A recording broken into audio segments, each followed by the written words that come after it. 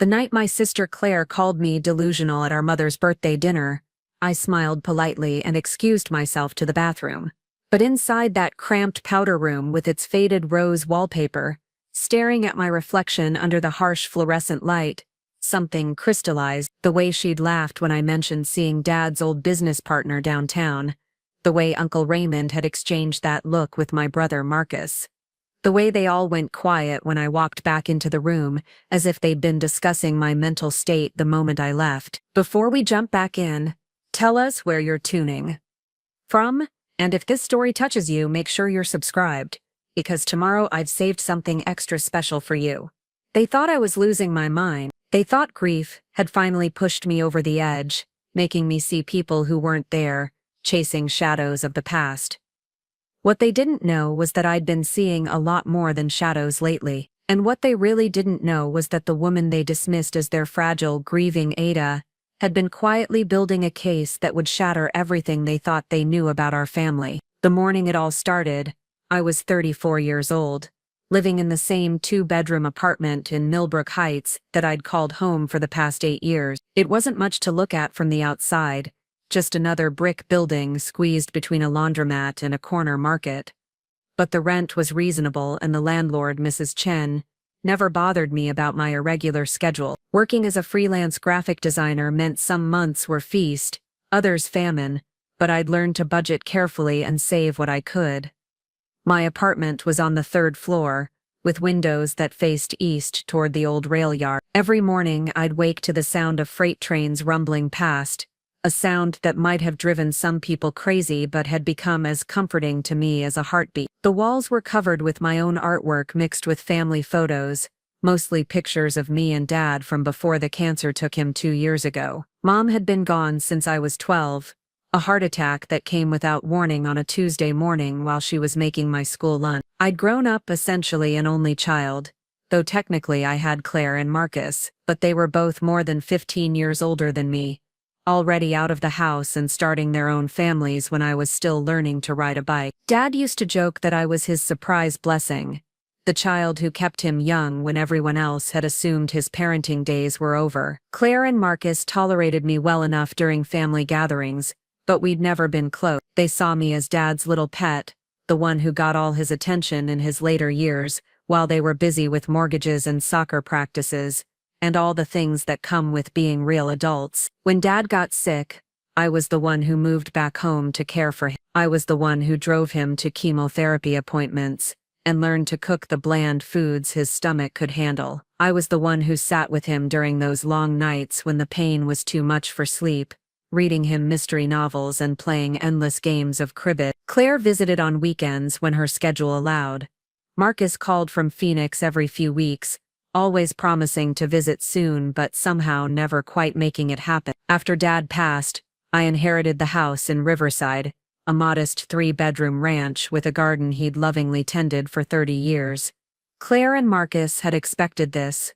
I think they both had their own homes, their own lives established elsewhere. The house meant more to me anyway, they reasoned.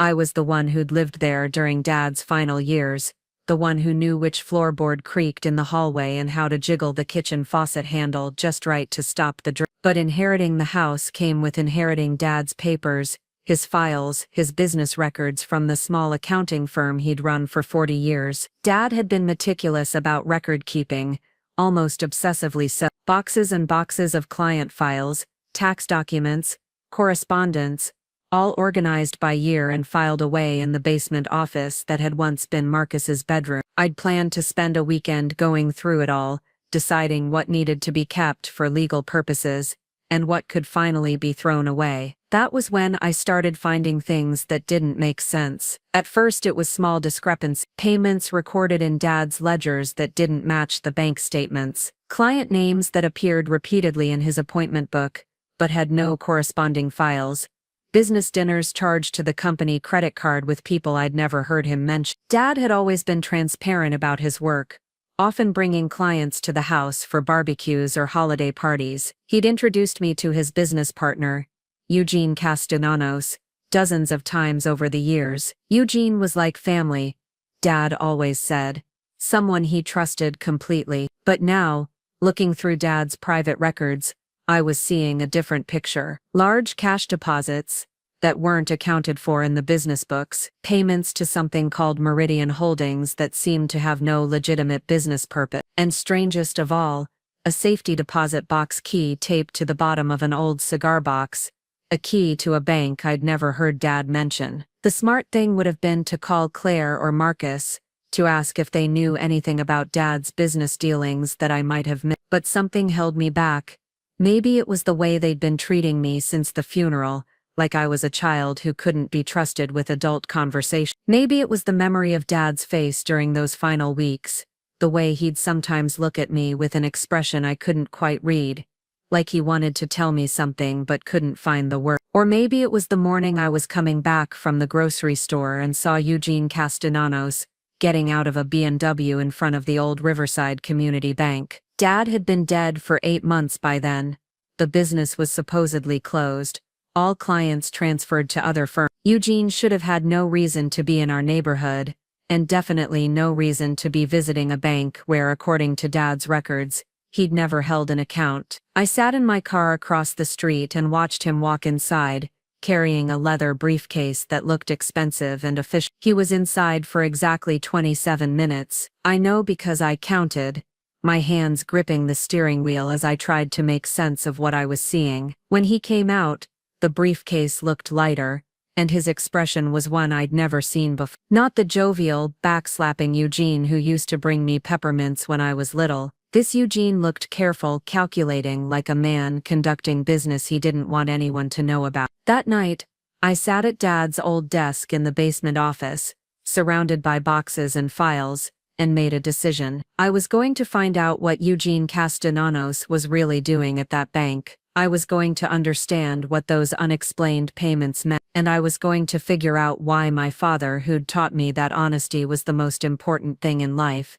had apparently been keeping secrets that went deeper than anything I'd imagined. The first time I mentioned seeing Eugene to Claire, she looked at me with the kind of concern you'd show a child who insisted they'd seen a monster under the bed. "Ida, honey," she said, stirring sugar into her coffee with deliberate patience. "Eugene moved to Florida last spring. Remember, he sent that postcard from Tampa. We were having lunch at Rosie's Diner, the same place we'd been meeting monthly since Dad's funeral. It was Claire's idea, her way of checking on me without having to actually invite me to her house in the suburbs. The vinyl booth was cracked, and the coffee was always slightly bitter, but the portions were generous, and it was halfway between my apartment and her neighborhood. "I know what I saw," I said, trying to keep my voice level. "It was definitely Eugene. Same height, same gray hair, same way of walking with his left shoulder slightly higher than his right." Claire's expression shifted from concern to something closer to pity.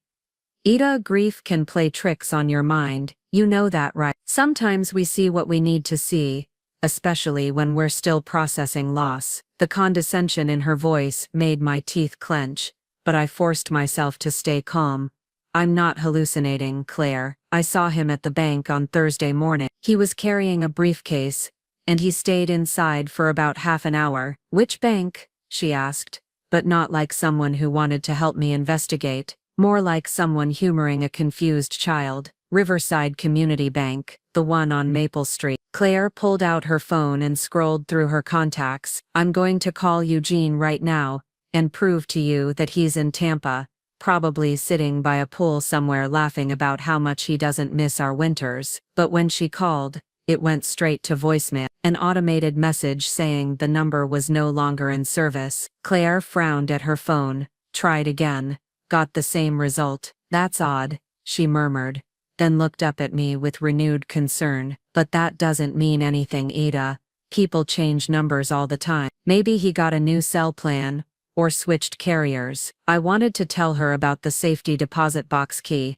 about the payments to Meridian Holdings, about all the small inconsistencies I'd been finding in Dad's records, but something in her expression stopped me. She'd already decided I was fragile, unreliable, someone whose perceptions couldn't be trusted. If I started talking about mysterious financial transactions and hidden keys, she'd probably suggest I see a therapist. Instead, I smiled and let her pay for lunch, listening as she talked about her daughter Emma's upcoming dance recital. Preparing and narrating this story took us a lot of time. So if you are enjoying it, subscribe to our channel. It means a lot to us. Now, back to the story. And her husband Ted's promotion at the insurance company. Normal family thing. Safe topics that didn't require her to consider the possibility that her little sister might be uncovering something that would complicate the neat, tidy narrative of their father's life. Marcus was even worse when I tried to bring it up during our weekly phone call. He was in the middle of coaching his son's little league team, and had that distracted tone he always got when he was multitasking. "Ida, look, I know this has been hard on you," he said, and I could hear him shouting instructions to kids in the background. "But maybe it's time to consider that living in Dad's house isn't the healthiest thing. Maybe you need a fresh start somewhere else." "This isn't about the house, Marcus. This is about Dad's business partner showing up in town when he's supposed to be in Florida." "Yeah, okay, but think about it logically. Why would Eugene be sneaking around Riverside? What would be the point? Dad's been gone for 8 months, the business is closed, there's nothing left to sneak around about." The casual dismissal in his voice made my stomach turn. "There might be more to Dad's business than we realized." "Ida," Marcus's voice took on that patient, slightly annoyed tone I remembered from childhood, the one he used when I asked too many questions, or wanted to tag along with him and his friends. Dad was an accountant. He did taxes and payroll for small businesses. There wasn't anything mysterious or complicated about it. "You're looking for puzzles where there aren't any. Then why won't Eugene answer his phone? Why can't I find any record of Meridian Holding? Why were there cash deposits that don't match the business income?" The line went quiet for a moment, then Marcus sighed. "You've been going through Dad's papers?" "Of course I have. Someone needs to organize his files and figure out what needs to be kept." "Right, but maybe that's not something you should be doing alone. Maybe Claire or I should come help you sort through everything. Sometimes grief can make us see patterns that aren't really there." There it was again. Grief as explanation, grief as excuse, grief as reason to dismiss everything I was trying to tell them. They'd decided I was the fragile one, the one who couldn't handle reality, the one whose perceptions were suspect. "I'm fine, Marcus. I'm not seeing patterns that aren't there. I'm seeing actual discrepancies in actual documents." "Okay, but you're not an accountant, Ada. You're a graphic designer. Maybe what looks like discrepancies to you are just normal business practices you don't understand." The patronizing tone was too much. I ended the call without saying goodbye and sat in Dad's old office chair, surrounded by boxes of files that my family thought I was too emotionally compromised to interpret correctly. They wanted me to be the grieving daughter, lost and confused, in need of their guidance and protection. They didn't want me to be someone who might discover things that would force them to reconsider everything they thought they knew about their father. But I knew what I'd seen, and I knew what I'd found in those files. The question was what to do about it when the people who should have been helping me investigate were instead trying to convince me I was imagining things. That's when I decided to hire someone whose job it was to see patterns,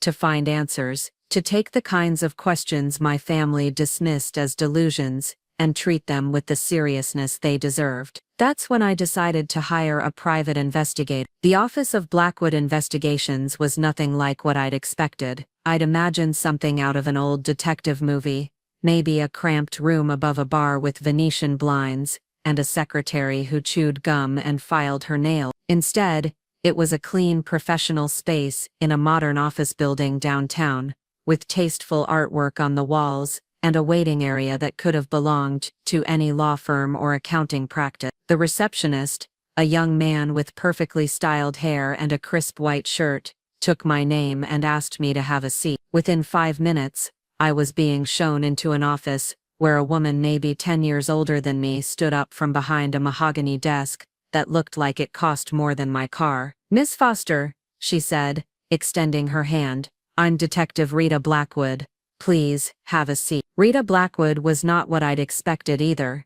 She was tall and elegant, with silver hair pulled back in a sleek bun, and wearing a charcoal gray suit that fit her perfectly. Her handshake was firm, her smile professional but warm. She looked more like a successful businesswoman than someone who spent her days following cheating husbands or investigating insurance fraud. "Thank you for seeing me on such short notice," I said, settling into the leather chair across from her desk. "Not a problem at all. Tell me what's brought you here today." I'd rehearsed this conversation in my head dozens of times, but sitting there in that polished office, I suddenly felt foolish. "How do you explain to a stranger that your family thinks you're having grief-induced hallucinations, but you're convinced you've stumbled onto something that runs deeper than anyone realizes?" "My father passed away 8 months ago," I began. "He was an accountant, ran a small firm here in town for 40 years. I've been going through his papers, trying to get his affairs in order,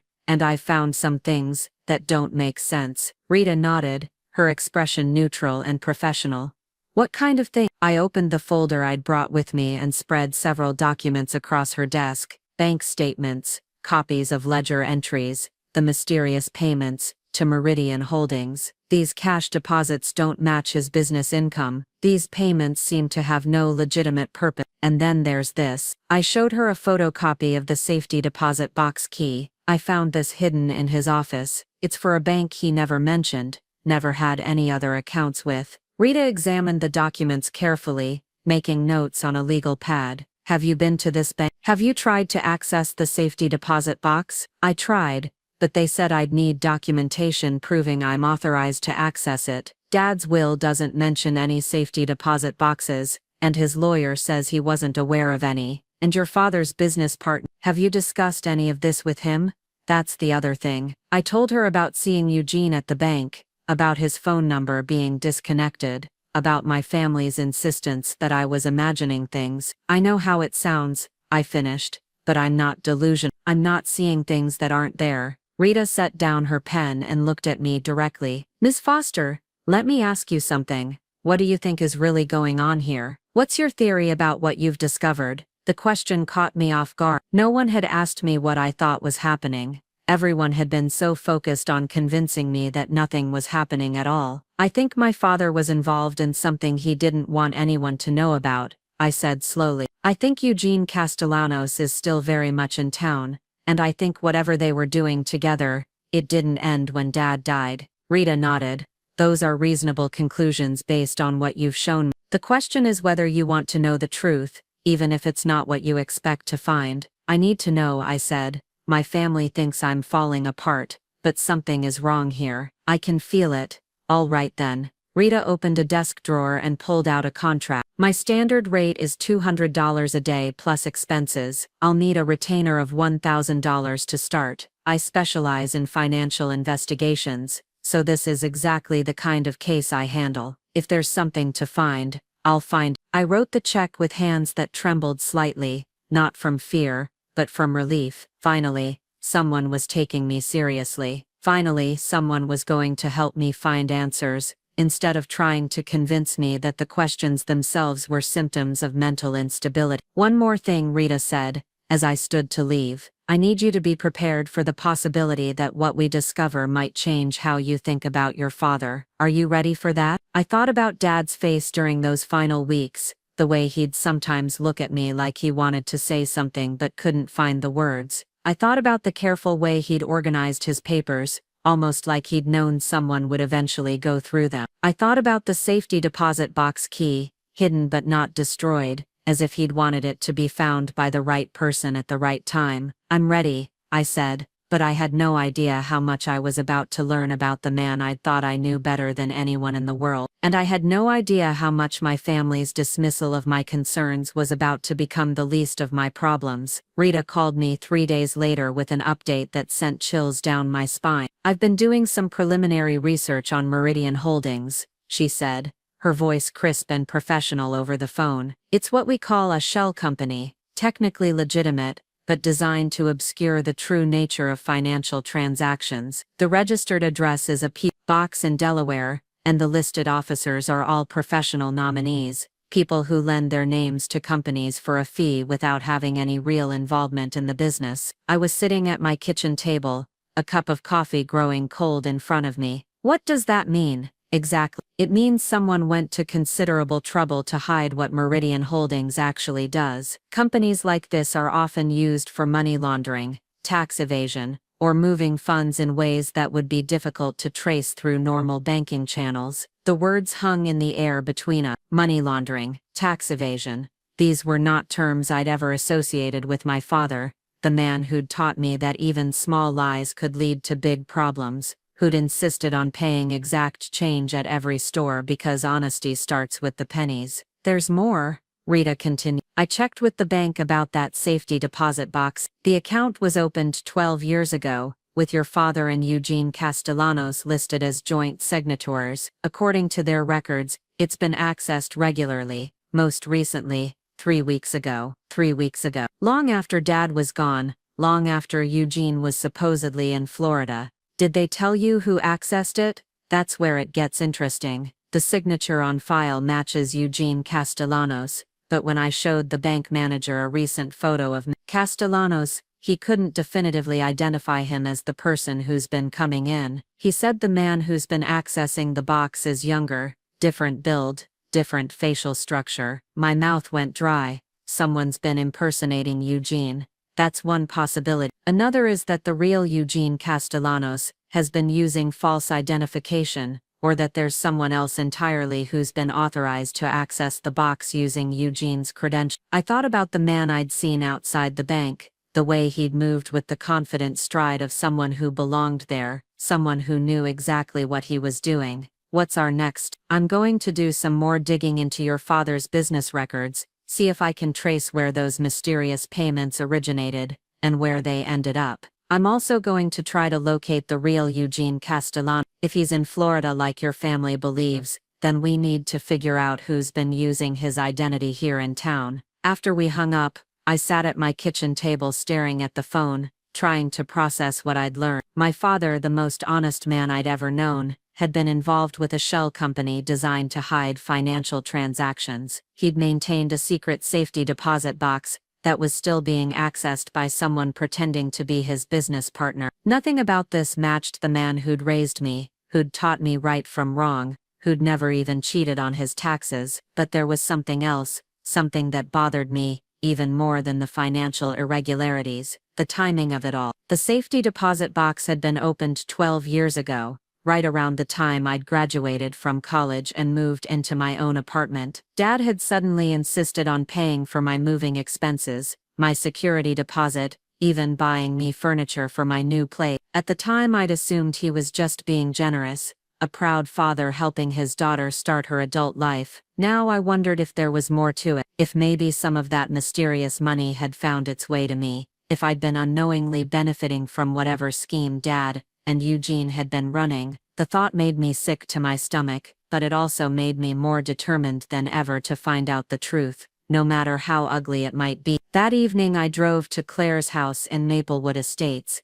the suburban development where she and Ted had lived for the past 15 years. It was the kind of neighborhood where every lawn was perfectly manicured, and every house looked like it had been designed by the same architect with slight variations in color and window placement. Claire's house was a colonial with blue shutters and a front garden that always looked like something from a magazine. I found her in the kitchen, helping Emma with her math homework while simultaneously stirring something that smelled like beef stew. Claire had always been good at multitasking, the kind of person who could manage 3 different conversations while organizing a grocery list and mentally planning the next day's schedule. Ada, she said, looking up with surprise, I didn't know you were coming by. Is everything all right? I need to ask you something about Dad's business, I said, accepting the glass of wine she offered me. Do you remember him ever mentioning a company called Meridian Holdings? Claire frowned, wiping her hands on a dish towel. Meridian Holdings? That doesn't sound familiar. Why? I told her about the payments I'd found in Dad's records, about the shell company designation, about the safety deposit box. With each detail her expression grew more concerned, but not in the way I'd hoped. She wasn't concerned about what I'd discovered, she was concerned about me. Ada, honey, she said, in that same gentle tone she'd used at the diner, don't you think you're reading too much into this? Dad was an accountant, he dealt with all kinds of business entities. Just because you don't recognize the name, doesn't mean there was anything suspicious about it. Claire, this isn't just an unfamiliar business name. This is a shell company designed to hide financial transactions, and someone has been accessing Dad's safety deposit box using Eugene's identity. According to who? According to the private investigator I hired. The kitchen went completely silent.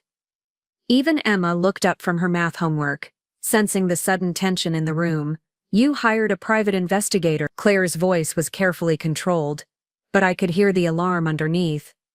Her name is Rita Blackwood. She specializes in financial investigations, and she's already found more in 3 days than I was able to find in months. Claire set down her wine glass and looked at me with an expression I'd never seen before. Not concern, not pity, but something closer to fear. Ida, I think you need to stop this. Right now. Before you do something that could hurt our family's reputation. Our family's reputation. Think about what you're saying. You're accusing Dad of being involved in money laundering or tax evasion, or whatever it is you think this shell company was for. Do you have any idea what that could do to his memory? To our standing in the community? I stared at her, finally understanding what was really happening. This wasn't about my mental state or my ability to process grief. This was about Claire's need to maintain the perfect image she'd built for herself and her family. The thought that Dad might have been involved in something questionable threatened the narrative she'd constructed about our respectable, law-abiding family. So, you'd rather I just ignore what I've found? Pretend everything was normal? I'd rather you trust that Dad was exactly who we thought he was. A good man who worked hard and took care of his family.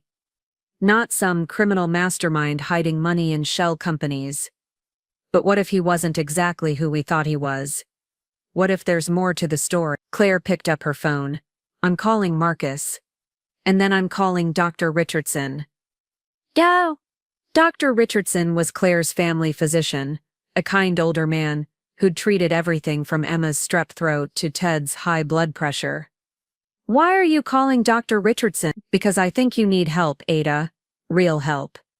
This obsession with finding conspiracy theories in Dad's business records isn't healthy. It's not normal grief. And it's not normal behavior. I left Claire's house that night with the understanding that my family wasn't just dismissive of my concerns. They were actively opposed to my investigation. They would rather believe I was having a mental breakdown than consider the possibility that their father had been keeping secret. But I also left with something else. A determination to prove that I wasn't delusional, wasn't imagining things, wasn't seeing patterns that didn't exist. Rita Blackwood believed there was something to investigate, and she was going to help me find the truth, even if my family never forgave me for it. The breakthrough came on a rainy Thursday morning, exactly 2 weeks after I'd hired Rita. I was at my computer, working on a logo design for a local coffee shop, when my phone rang. I found him. Rita said without preamble. The real Eugene Castellano. I saved my work and gave her my full attention. Where is he? Sunny Acres Memory Care Facility in Bradenton, Florida. He's been there for 14 months. Ever since his Alzheimer's progressed to the point where he could no longer live independently. According to the staff, he hasn't had any visitors except for his nephew, who lives in Tampa and checks on him once a month. The pieces started falling into place with sickening clarity. So whoever I saw at the bank definitely wasn't Eugene Castellano, which means someone has been using his identity to access that safety deposit box, probably for over a year. I felt dizzy, like the ground had shifted beneath my feet. Who would have access to his identification? Who would know enough about Dad's business to pull this off? That's what we need to figure out. But Ada, there's something else. I managed to get some information about the contents of that safety deposit box. My hands tightened on the phone. How? I have contacts at the bank. People who owe me favor. Let's just say the box contains a significant amount of cash, along with documents that appear to be related to real estate transactions. What kind of real estate transactions? That's where it gets complicated. The properties are all in different states, all purchased through various shell companies, all with the same basic structure as Meridian Holdings. It's a sophisticated operation, Ada. This isn't some small-town accountant skimming a few $1,000s from client accounts. This is something much bigger. I thought about my father, the quiet man who'd taught me to balance a checkbook and always insisted on paying his bills on time. The idea that he'd been involved in some complex financial scheme seemed impossible. But the evidence was becoming harder to ignore. There's one more thing, Rita said. I think I know who's been impersonating Eugene Castellanos. My heart stopped. I can't be certain until I do more checking.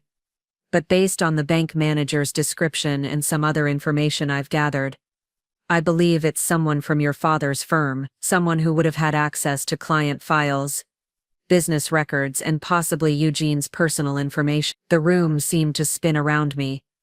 Someone from Dad's firm. Someone who'd worked with him, trusted him, maybe even been considered family.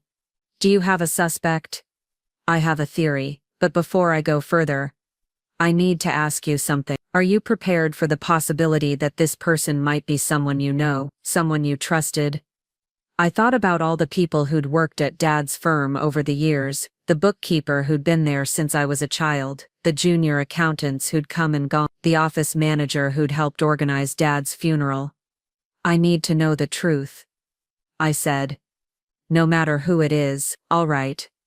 Give me another week, and I'll have proof. But Ada, once we open this door, we can't close it again. Your family's reaction so far suggests they're not going to be happy about what we discover. After we hung up, I sat in my apartment staring out at the rain, thinking about the conversation I'd had with Claire the night before. She'd called Marcus, just as she'd threatened, and apparently they'd had a long discussion about my mental state and what they should do about it. Marcus had even suggested staging some kind of intervention, getting me to see a therapist who could help me work through my delusions about Dad's business. They were so convinced I was wrong that they'd never considered the possibility I might be right. They'd rather believe their sister was having a breakdown than face the possibility that their father had been living a double life. But in a week, I'd have proof. I'd have evidence that would vindicate everything I'd been trying to tell them. The question was whether they'd be able to accept it,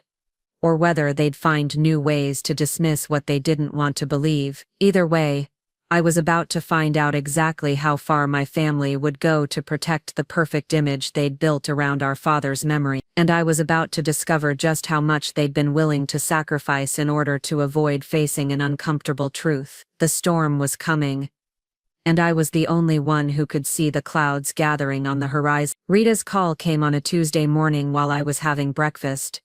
The kind of gray October day, when the light never quite seems to brighten, and everything feels muted and heavy. I'd been expecting her update, but nothing could have prepared me for what she was about to tell me. I have the proof you wanted, she said, her voice carrying a weight I hadn't heard before. But before I share it with you, I need you to sit down. This is going to be difficult to hear. I was already sitting at my kitchen table, but I gripped the edge anyway, steadying myself for whatever was coming. Just tell me, the person who's been impersonating Eugene Castellanos is David Winters. For a moment, the name didn't register. Then it hit me like a physical blow. David Winters, Dad's office manager for the past 6 years, the man who'd helped coordinate Dad's memorial service, who'd been one of the pallbearers at his funeral, the man who'd sat in our living room just 3 months ago, tears in his eyes as he told me how much Dad had meant to him, how he'd been like a father figure during David's difficult divorce. That's impossible, I whispered. David loved my father.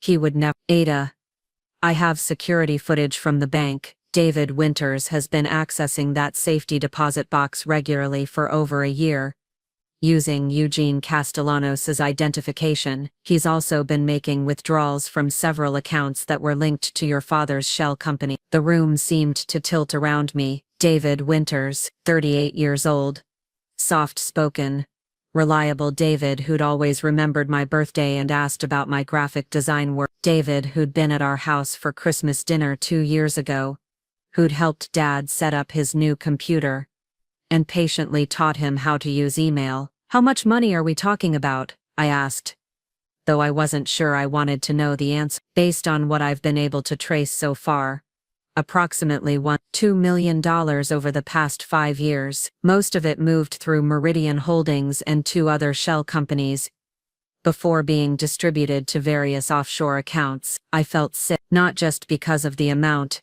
but because of what it meant. Dad hadn't just been involved in some minor financial irregularity, he'd been part of a sophisticated embezzlement scheme.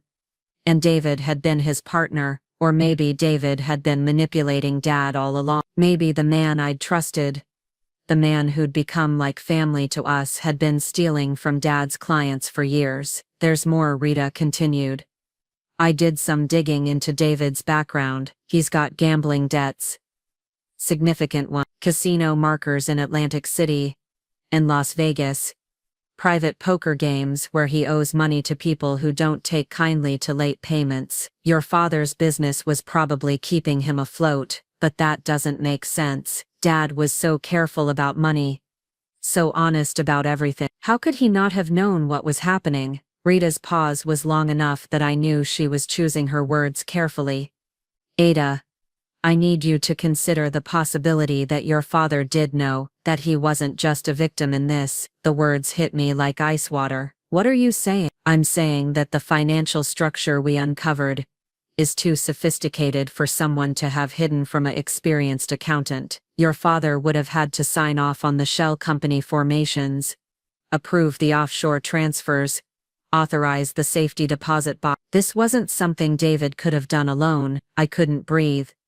The kitchen walls seemed to be closing in around me, and I had to grip the table to keep from falling over. My father, the man who'd taught me that honesty was the foundation of everything good in life, had been a criminal, not just a passive victim, but an active participant in stealing money from the small business owners who'd trusted him with their financial lives. I know this is hard to accept, Rita said gently, but there's something else you need to understand. David Winters hasn't stopped. He's still accessing accounts, still moving money. In fact, the activity has increased since your father's death. Increased how?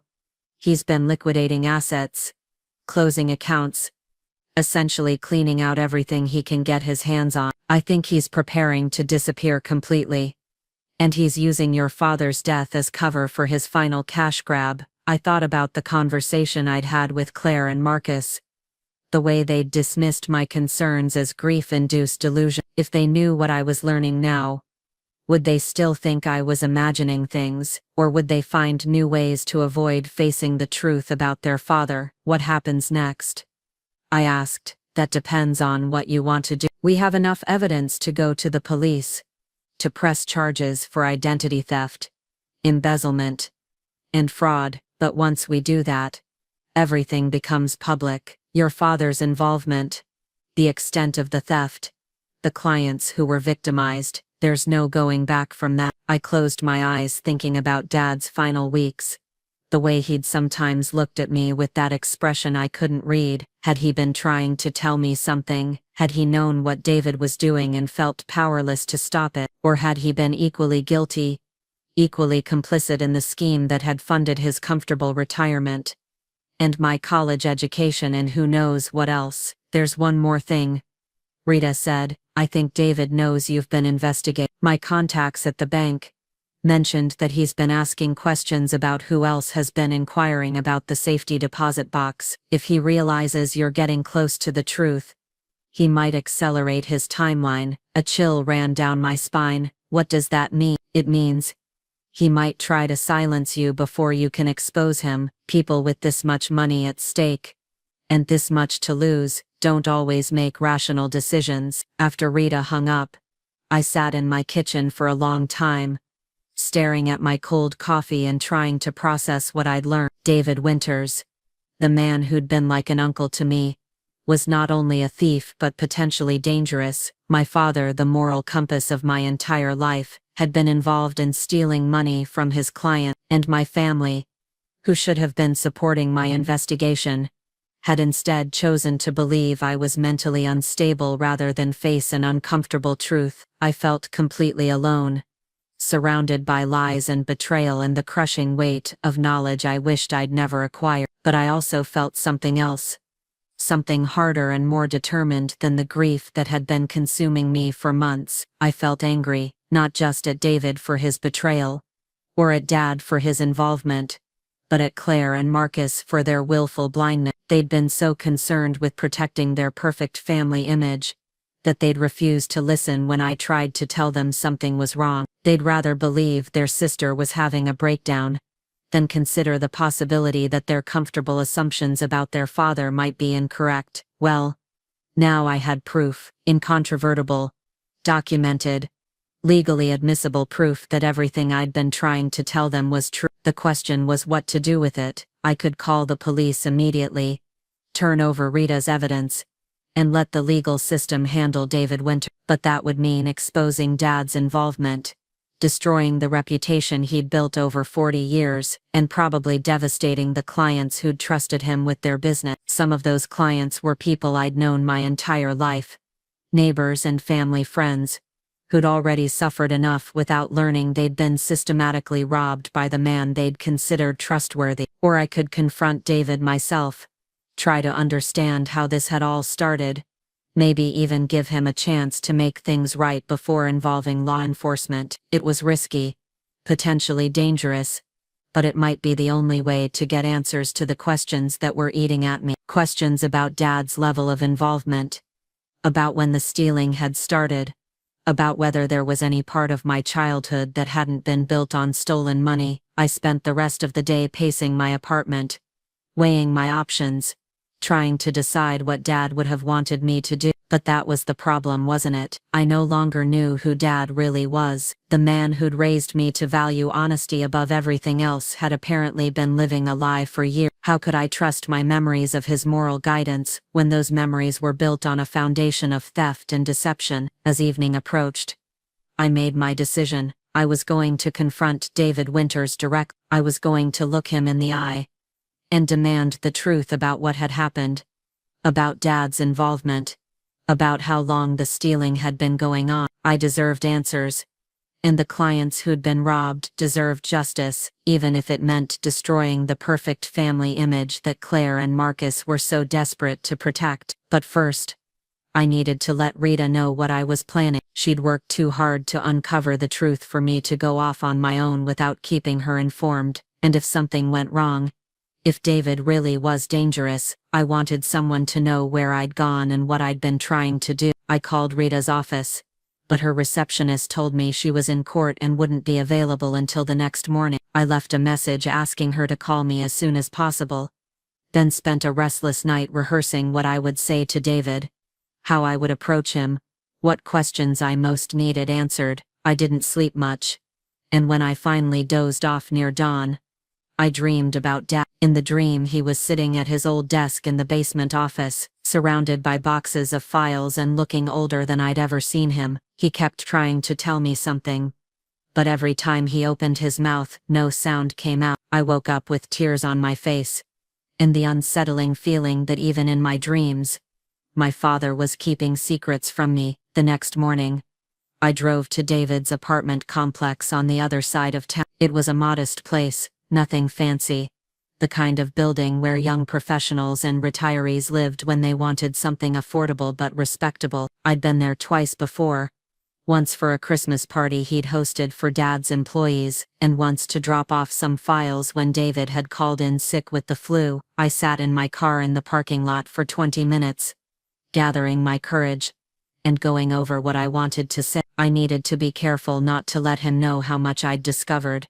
not to tip him off that Rita had gathered enough evidence to send him to prison. I needed to appear concerned but not threatening, curious but not accusatory, at least not at first. David's apartment was on the second floor, at the end of a long outdoor walkway lined with small balconies, where residents had set up lawn chairs and potted plants. I'd always thought it looked cheerful and welcoming, but now it seemed ominous, like I was walking into enemy territory. I knocked on his door and waited, my heart pounding so hard I was sure the neighbors could hear it. When David opened the door, he looked exactly the same as always, medium height, thinning brown hair, kind eyes behind wire-rimmed glasses. He was wearing jeans and a sweater that I recognized from the Christmas party 2 years ago. Nothing about his appearance suggested he was a master criminal who'd stolen over $1 million from his employer's clients. "Ada," he said, his face lighting up with what seemed like genuine pleasure. "What a nice surprise. Come in. Come in." His apartment was exactly as I remembered it, clean but lived in, with bookshelves lining the walls, and comfortable furniture that looked like it had been carefully chosen but not expensive. Family photos on the end tables, including one of him with Dad at the office Christmas party 3 years ago. They both looked happy, relaxed, like father and son rather than criminal conspirators. "Can I get you some coffee?" David asked, already moving toward the kitchen. "I just made a fresh pot." "That would be nice," I said, trying to keep my voice steady, as he busied himself with mugs and cream. I looked around the apartment for any signs of the wealth he'd been stealing, but there was nothing obvious. No expensive electronics, no luxury items, no evidence of the high-stakes gambling lifestyle Rita had described. If anything, the apartment looked like it belonged to someone who was carefully managing a modest income. "I have to say, it's good to see you," David said, returning with 2 steaming mugs. "I've been worried about you since the funeral. I know how close you and your dad were." The casual mention of Dad made my stomach clench, but I forced myself to smile. "Thank you. It's been a difficult adjustment. I can only imagine. Your father was such a good man, such a mentor to me. I still can't believe he's gone." The hypocrisy of it was staggering. Here was a man who'd been systematically stealing from Dad's clients, possibly with Dad's knowledge, and he was sitting there talking about what a good man my father had been. Either David was a sociopath with no conscience, or he'd somehow convinced himself that what he'd been doing wasn't really theft. "Actually, that's part of why I'm here," I said, setting down my coffee mug. "I've been going through Dad's papers, trying to get his affairs in order, and I've found some things that don't make sense." David's expression didn't change, but I thought I saw his hand tighten slightly around his mug. "What kind of things?" "Financial records mostly. Payments to companies I've never heard of. Bank accounts that don't seem to have any clear purpose. I was hoping you might be able to help me understand what they were for." "Well, your father handled a lot of different clients over the years," David said carefully. "Some of his business arrangements were pretty complex." "What specifically are you confused about?" I pulled out a folder I'd prepared, containing copies of some of the documents Rita had shown me. Nothing that would reveal how much I'd discovered, but enough to see how David would react when confronted with evidence. "This company, Meridian Holdings," I said, showing him the payment records. "Do you know what this was for?" David looked at the papers for a long moment, and I watched his face carefully. There was definitely recognition there, and something else, fear maybe, or calculation. "I think that was related to a real estate investment your father was involved in," he said finally. "Some kind of property management company, if I remember correctly." "Really?" "Because I can't find any record of Dad owning any investment properties, and when I tried to research Meridian Holdings, it seems to be what they call a shell company." Now David definitely looked uncomfortable. He set down his coffee mug and leaned back in his chair, trying to appear casual but not quite managing it. "Ada, I have to ask, why are you digging into this stuff? Your father's business was complex, and some of these arrangements were confidential. Maybe it would be better to just let sleeping dogs lie." The phrase sent a chill through me. Let sleeping dogs lie. That was exactly what Claire and Marcus had been saying, in different words. Everyone wanted me to stop asking questions, to accept that there were things about Dad's business I didn't need to understand. "I just want to make sure everything was legitimate," I said. "If Dad was involved in some kind of investment scheme, I need to know about it for tax purposes, for estate planning. I can't just ignore financial records I don't understand." David was quiet for a long moment, studying I had the unsettling feeling he was trying to determine how much I really knew, how big a threat I represented to whatever he'd been doing. "You know," he said finally, Maybe we should bring Eugene into this conversation. He would know more about the specifics of your father's business arrangements than I would. It was a test. He was testing to see if I knew that Eugene Castellanos was in a memory care facility in Florida. If I'd discovered that someone had been impersonating him to access Dad's account. That's a good idea, I said, keeping my voice neutral. Do you have Eugene's current contact information? I've been trying to reach him, but his old phone number doesn't seem to work anymore. David's eyes narrowed slightly. You've been trying to reach Eugene? Of course. He was Dad's business partner for decades. I assumed he'd be able to help me understand these financial records. Right, of course. David stood up abruptly and walked to the window, looking out at the parking lot. You know, Ada, I'm wondering if maybe you should talk to your brother and sister about this, before you dig any deeper. Sometimes family business can be complicated. There it was again, the suggestion that I should stop investigating, that I should defer to my older siblings' judgment, that I wasn't capable of handling whatever I might discover. But now I understood why everyone was so eager to shut down my question. It wasn't just about protecting Dad's reputation or maintaining family harmony. It was about protecting David Winters from exposure. Actually, I said, standing up as well, I think I'd rather handle this myself. Dad left me his house and his papers, which suggests he trusted me to take care of his affairs. David turned back from the window, and for just a moment, his carefully maintained facade slipped.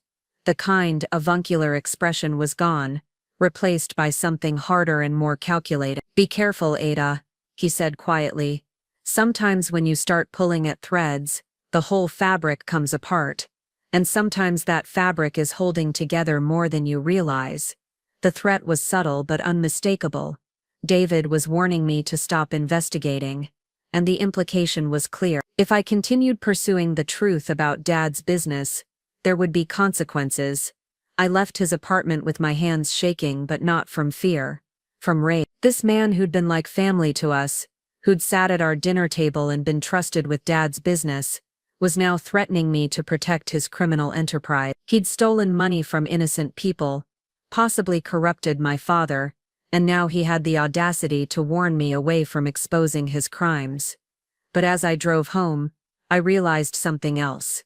David's reaction had confirmed everything Rita had discovered. His evasive answers, his attempts to deflect my questions, his subtle threat at the end, all of it proved that he was guilty of exactly what we suspected. And his suggestion that I talk to Claire and Marcus before proceeding suggested that he might have already been in contact with them, might have already been working to convince them that my investigation was dangerous or misguided.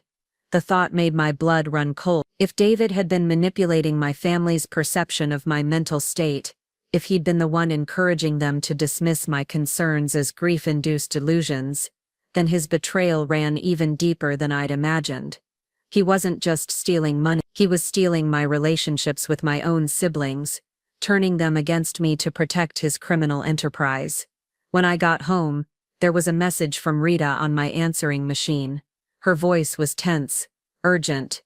Ada, call me as soon as you get this. I've discovered something important about David Winters, and I need to talk to you immediately.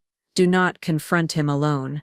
I repeat, do not approach David Winters without backup. Call me. I called her back immediately, my heart racing. Thank God, she said when she picked up. Where are you right now? I'm at home. But Rita, I need to tell you something. I went to see David this morning. The silence on the other end of the line was deafening. You did what? I told her about my conversation with David, about his evasive answers and his subtle threat at the end. Rita listened without interrupting, but I could hear her typing rapidly on her keyboard. Ada, you need to listen to me very carefully, she said when I finished. David Winters is more dangerous than we initially thought. I spent yesterday digging deeper into his background, and what I found is extremely concerning. What do you mean? I mean he's not just a gambler with debts. He's been involved in identity theft schemes before, in 2 other states. He's got a pattern of targeting elderly business owners, gaining their trust, and then systematically looting their client accounts. Your father wasn't his first victim, And you're not his first potential witness. The room seemed to spin around me. What happened to the other witnesses? That's what I'm trying to find out. But Ada, one of his previous employers, an accountant in Ohio, died in what was ruled an accidental fall down his basement stairs. This was 3 days after the man told his daughter he'd discovered irregularities in his business account. I couldn't breathe.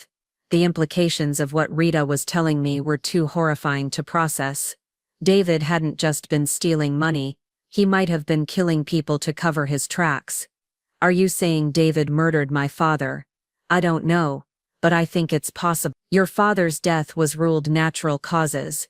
But given what we now know about David's pattern of behavior, I think we need to consider the possibility that it wasn't as natural as everyone assumed. I sank into a chair. My mind reeled. Dad's final weeks. The way his condition had deteriorated so rapidly. The doctor's surprise at how quickly the cancer had progressed. At the time we'd attributed it to the aggressive nature of his particular type of cancer. But what if there had been another factor? What if David had been slowly poisoning him, making his death appear natural while eliminating the one person who could expose his crimes? What do we do now? I whispered. First, you need to get somewhere safe. Pack a bag and go stay with a friend. Or check into a hotel under a false name. David knows you've been investigating. And if he's as dangerous as I think he is, you could be in immediate danger. But I can't just run away. We have evidence of his crimes. We need to take this to the police. We will, but we need to be smart about it. David has been planning his exit strategy for months, possibly years. If we spook him now, he could disappear before we can build a case strong enough to convict him. And if he thinks you're about to expose him, he might decide that silencing you permanently is his best option. I thought about David's parting words. His warning about pulling at threads and unraveling fabric. At the time, I'd thought he was threatening to expose family secrets or cause embarrassment. Now I realized he might have been threatening something much more final. There's something else, Rita continued. I think David may have been in contact with your family, feeding them information designed to make them think you're unstable. Some of the things they've said to you, the way they've dismissed your concerns. It's very similar to tactics I've seen other criminals use to isolate potential witnesses. That explained so much. Claire's sudden insistence that I was having grief-induced hallucinations, Marcus's suggestion that I needed therapy, their complete refusal to consider that I might be uncovering real evidence of criminal activity. David had been manipulating them, turning them against me to protect himself. So what's our plan? I asked. Pack a bag and get somewhere safe. I'm going to contact a detective I know at the state police, someone who specializes in white-collar crime and has experience with cases like this. We'll turn over all our evidence and let them handle David's arrest. But until he's in custody, you need to assume you're in danger. After we hung up, I sat in my apartment looking around at the life I'd built for myself, the small space that had felt safe and comfortable just a few hours ago. Now it felt exposed, vulnerable. David knew where I lived. He might already be planning his next move. I packed quickly, throwing clothes and toiletries into a duffel bag without really thinking about what I was choosing. My hands were shaking so badly I could barely zip the bag closed. As I was about to leave, my phone rang. It was Claire. Ada, we need to talk, she said without preamble. Marcus and I have been discussing your situation, and we think it's time for an intervention. The word hit me like a slap. An intervention. They still thought I was the problem, that my investigation was a symptom of mental illness, rather than a legitimate attempt to uncover criminal activity. Claire, this isn't a good time. It's exactly the right time. Dr. Richardson has referred us to a specialist who deals with grief-related psychological issues. We've made an appointment for tomorrow morning, and we want you to come with us. I could hear David's influence in every word she spoke. The timing was too convenient. The sudden urgency too suspicious. He'd convinced them that I was having a breakdown, and now they were trying to have me committed just as I was getting close to exposing his crime. I'm not going to any appointment, I said firmly, and I'm not having any intervention. I'm investigating criminal activity. Claire, real criminal activity with real evidence. Ada honey, Please listen to yourself. You hired a private investigator to chase conspiracy theories about Dad's business. You're seeing people who aren't there, imagining complex criminal schemes where none exist. This isn't healthy behavior. The person I saw wasn't Eugene Castellano. It was David Winters, impersonating Eugene to steal money from Dad's clients. I have proof, Claire, bank records, security footage, documented evidence of embezzlement and identity theft. David called us, Claire said, and my blood turned to ice. He told us about your visit this morning. He's very concerned about you, Ada. He said you seemed paranoid, aggressive, that you were making wild accusations based on documents you didn't understand. Of course David had called them. Of course he'd gotten to them first, shaped their perception of our conversation before I could tell them what had really happened. He was even more manipulative than I'd realized. Claire, David Winters is a criminal. He's been stealing money from Dad's clients for years, and he might have killed Dad to cover it up. You need to listen to me. That's enough. Claire's voice was sharp, angry. I will not let you destroy Dad's memory with these paranoid fantasies. David has been nothing but helpful to our family. He organized Dad's memorial service. He helped us understand the business transition. He's been a source of comfort and support during the most difficult time of our lives. He's been manipulating you, Claire. He's been feeding you information designed to make you think I'm unstable so you'll dismiss anything I try to tell you about his crimes. We're coming over, Claire said. Marcus is driving up from Philadelphia tonight, and we're going to have a family meeting tomorrow morning. You're going to get the help you need, Ada, whether you want it or not. The line went dead. I stared at the phone in my hand, understanding with crystal clarity that my own family was now working against me. They'd been so thoroughly convinced by David's manipulation that they were preparing to have me committed rather than listen to evidence of his criminal activity. I grabbed my bag and headed for the door, but as I reached for the handle, I heard footsteps in the hallway outside. Slow, deliberate footsteps that stopped right outside my apartment. Someone knocked on my door. 3 soft, polite knocks. Ada? David's voice gentle and concerned. I know you're home. Your car is in the parking lot. I think we need to finish our conversation from this morning. I backed away from the door, my heart pounding. He'd come here, despite Rita's warning. Despite his own subtle threat earlier, he'd decided that talking to me once wasn't enough. He needed to make sure I understood exactly how much danger I was in if I continued pursuing the truth. I spoke with Claire and Marcus, he continued, his voice still calm and reasonable. They're very worried about you. We all are. I think maybe I didn't handle our conversation this morning as well as I could. I'd like to explain some things, help you understand your father's business arrangements better. I grabbed my phone and texted Rita, David is at my apartment. Need help now. Her response came immediately. Do not open the door. Police en route. Stay hidden. Ada. David's voice was still patient, but I could hear an edge creeping in. I know this is all very confusing for you. Losing a parent is traumatic, and sometimes it can make us see things that aren't really there. But I can help you sort through your father's papers, help you understand what everything means. I crept to the window and looked down at the parking lot. David's car was there, parked next to mine, but there was also another car I didn't recognize, a dark sedan with tinted windows. Was David working with someone else? Had he brought backup in case I refused to cooperate? The knocking came again, more insistent this time. Ada, I need you to open the door. We need to talk about what you think you've discovered, about the private investigator you hired. Some of the information she's given you isn't accurate, and I'm concerned that you're making decisions based on false assumptions. He knew about Rita. He knew I'd hired a private investigator, which meant he'd been watching me, following my movements, monitoring my investigation. The thought made my skin crawl. Your family is very concerned, David continued. They asked me to come check on you, to make sure you're okay. They don't want you to do anything that might embarrass your father's memory or damage your own reputation in the community. The manipulation was breathtaking.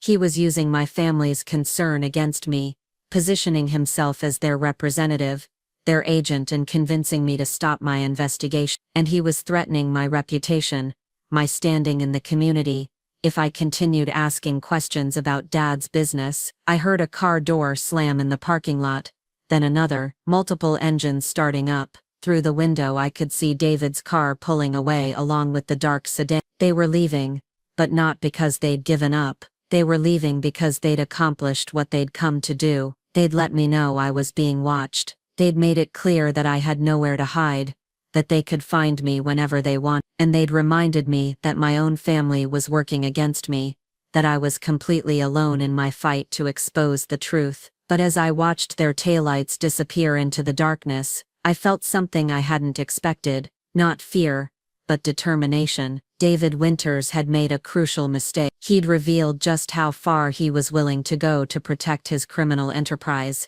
and in doing so he'd shown me that everything Rita and I had discovered was not only true but probably worse than we'd imagined. He was desperate enough to threaten me directly, manipulative enough to turn my family against me, and dangerous enough that Rita was bringing in the state police. That told me we were close to something big, something that went beyond simple embezzlement, and into territory that could destroy multiple lives. Tomorrow my family would try to have me commit. Tonight, David would probably make his final preparations to disappear with whatever money he could still access. But right now I had a narrow window of opportunity to gather the last pieces of evidence, to build a case so strong that no one could dismiss it as the product of a grieving daughter's imagination. I grabbed my laptop and started typing, documenting everything I could remember about my conversation with David, everything Rita had told me about his criminal history, every detail that might be important when this case finally went to trial. Because one way or another, David Winters was going to pay for what he'd done to my father and his clients, and my family was going to learn that the daughter they thought was delusional had actually been the only one brave enough to face the truth. The safe house Rita had arranged was a nondescript motel on the outskirts of town, the kind of place where truckers stopped for the night, and traveling salesmen caught a few hours of sleep between appointments. My room was on the second floor, overlooking the parking lot and a 24-hour diner that served coffee strong enough to strip paint. I'd been there for 3 days, living on takeout food and whatever information Rita could gather about David's movement. She called me every few hours with updates, her voice growing more tense with each conversation. David hadn't returned to his apartment since the night he'd shown up at my door. His car had been spotted at a storage facility across town, then at the airport, then nowhere at all. The police Rita had contacted were treating it as a white-collar crime investigation, but they moved slowly, methodically, building their case with the careful precision that gave criminals like David plenty of time to disappear. Meanwhile, my family had escalated their campaign to have me committed. Claire had called the motel 17 times in 2 days, leaving increasingly frantic voicemails about missed appointments with therapists I'd never agreed to see. Marcus had driven up from Philadelphia, and was apparently coordinating with some kind of mental health intervention team. They'd even contacted my landlord, Mrs. Chen, trying to get access to my apartment, to retrieve what they called important medical documents. The irony was suffocating. While I was hiding in a motel room because a dangerous criminal was threatening my life, my own siblings were working to have me declared mentally incompetent. They were so convinced by David's manipulation that they couldn't see the evidence literally piling up around. But the worst part wasn't their disbelief, it was the doubt that crept into my own mind during the long sleepless hours in that sterile room. What if they were right? What if I really was seeing patterns that didn't exist, chasing shadows that were nothing more than the product of grief and isolation? What if Rita was just an expensive therapist in disguise telling me what I wanted to hear while collecting $200 a day for enabling my delusion? The uncertainty ate at me like acid. I'd spend hours staring at the documents Rita had given me, trying to see them objectively, trying to determine if they really proved what we thought they proved or if I was just connecting dots that weren't meant to be connected. The financial records looked legitimate to my untrained eye, but Marcus was right about one thing: I wasn't an accountant. How could I be sure I understood what I was looking at? That was my state of mind when Rita called on Thursday morning with news that shattered what little confidence I had left. "Ada, I need you to sit down," she said, and I could hear something different in her voice, not just tension, but something that sounded almost like defeat. "What is?" "I've been in contact with the detective handling David's case, and there's been a development. Not a good one. I was already sitting on the edge of the motel bed, but I gripped the phone tighter anyway. What kind of development? David Winters turned himself in to the police this morning. He walked into the station with a lawyer and confessed to embezzling money from your father's business. For a moment I didn't understand why this was bad news. Wasn't this what we wanted?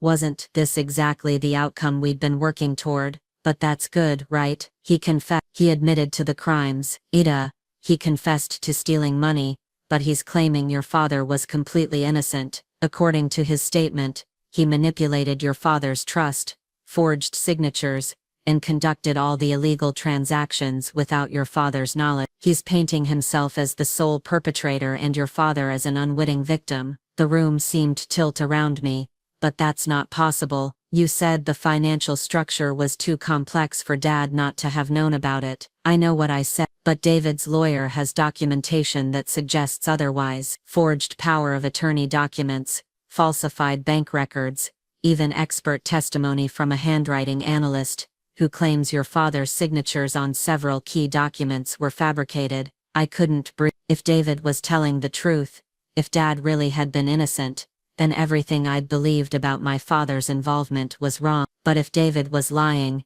if this was just another layer of manipulation designed to protect Dad's reputation while minimizing his own culpability, then he was even more devious than I'd imagined. There's more, Rita continued. David is also claiming that your investigation, your hiring of a private investigator, your accusations against him, all of it has been the result of what he calls grief-induced paranoid delusion. His lawyer is suggesting that you've been harassing an innocent man who was trying to help your family cope with your father's death. The words hit me like physical blows. David wasn't just confessing to protect himself from more serious charges. He was using his confession to validate my family's belief that I was mentally unstable. He was positioning himself as the victim of my supposedly delusional investigation, the innocent man who'd been trying to help a grieving family, only to be accused of elaborate criminal conspiracies by a daughter who couldn't accept her father's death. What does this mean for the case? It means David will probably plead guilty to a reduced charge, serve a few years in minimum security prison, and emerge with his story intact. Meanwhile, your father's reputation remains spotless, your family's faith in their perfect patriarch is restored, and you're left looking like someone who needs serious psychological intervention. I felt something break inside me, something that had been holding me together through weeks of investigation and doubt and family betrayal. It wasn't just the possibility that I'd been wrong about Dad's involvement, it was the realization that David had orchestrated this entire scenario from the beginning. He'd stolen money for years, possibly killed my father to cover his tracks, manipulated my family into believing I was unstable, and now he was using his own confession to cement their belief that I was delusional. It was the perfect crime. Not just the theft, but the psychological manipulation that followed. He'd turned my family against me so completely that even when I uncovered evidence of his crimes, they couldn't see past their conviction that I was the problem. Ida, are you there? My voice sounded hollow, distant, like it was coming from someone else. I know this is difficult to process, but we need to talk about what happens next. David's confession changes the legal landscape significantly. The police are satisfied that they've solved the case. Your family is convinced that their intervention was justified, and there's very little incentive for anyone to dig deeper into the circumstances surrounding your father's death. So David gets away with it. He gets away with most of it. He'll serve some time for the embezzlement, but the more serious crimes, the possible murder, the sophisticated manipulation, all of that disappears into a neat little narrative about a trusted employee who took advantage of an aging boss. I closed my eyes, thinking about Dad's final weeks, the way his condition had deteriorated so rapidly. The doctors had been puzzled by the speed of his decline, but cancer was unpredictable, they'd said. Sometimes it moved faster than anyone expected. But what if it hadn't been the cancer at all? What if David had been slowly poisoning him, making his death appear natural while eliminating the one person who could expose his crimes? Under David's current version of events, there would be no reason to investigate Dad's death more thoroughly. The case was closed, the perpetrator identified, the victim cleared of any wrongdoing. Rita, I need to ask you something, and I need you to give me an honest answer. Of course.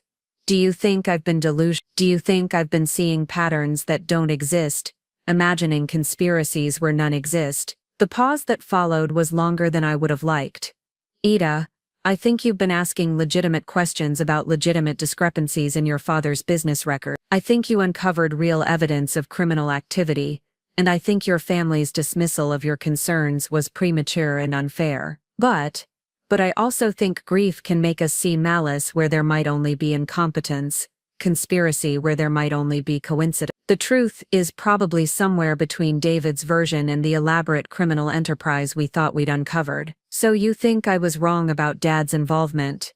I think your father might have been more naive than we initially believed. David is clearly a skilled manipulator, and it's possible he fooled your father just as effectively as he fooled your family. After we hung up, I sat in that motel room for hours, staring at the peeling wallpaper and trying to make sense of what I'd learned. David's confession should have felt like vindication, proof that I'd been right to investigate, right to ask questions that no one else wanted to ask. Instead, it felt like defeat. He'd outmaneuvered me completely. By confessing to a lesser crime while maintaining my father's innocence, he'd given my family exactly what they wanted to hear. Dad was still the perfect patriarch, the moral compass of our family, the man who'd never knowingly done anything wrong. I was still the delusional daughter, the one who'd seen criminal conspiracies where none existed, the one who'd needed professional help to cope with her grief. The fact that David was going to prison was almost irrelevant. He'd achieved something much more valuable than avoiding prosecution. He'd preserved the narrative that protected both his and my father's reputations, while casting me as an unreliable narrator of my own family's story. As evening approached, I finally worked up the courage to call Claire. I knew what I was going to hear, but I needed to hear it directly from her. I needed to understand how completely David's final manipulation had succeeded. She answered on the first ring,